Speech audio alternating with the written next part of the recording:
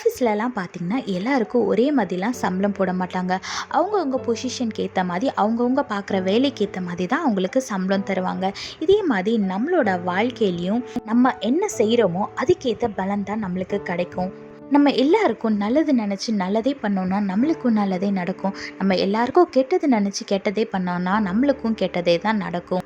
நம்ம கிட்ட உதவின்னு கேட்டு வரவங்களுக்கு நம்மளால் உதவி செய்ய முடிஞ்சும் நம்ம செய்யாமல் இருந்தோன்னா நம்ம போய் உதவின்னு யார்கிட்டையாவது நிற்கும் போது நம்மளுக்கும் உதவி கிடைக்காது. அதனால் நீங்கள் எது செஞ்சாலும் அதை யோசித்து செய்யுங்க. வேதத்தில் பாருங்கள், சங்கீதம் 62:12 போட்டிருக்கு, தேவரீர் அவனவன் செய்கைக்கு தக்கதாக பலன் அளிக்கிறீர்னு வேதத்தில் போட்டிருக்கு. ஆமாங்க, நம்ம என்ன செய்கிறோமோ அதே தான் நம்மளுக்கும் நடக்கும். அதனால் முடிஞ்ச அளவு எல்லாரிடத்துலையும் அன்பாக இருங்க. உங்களால் முடிஞ்ச உதவிகளை செய்யுங்க.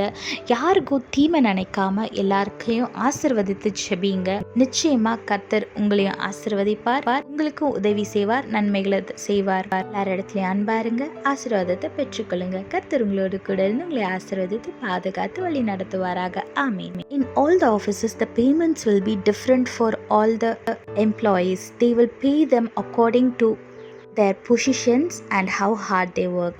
Likewise, in our life, we will be rewarded for what we do.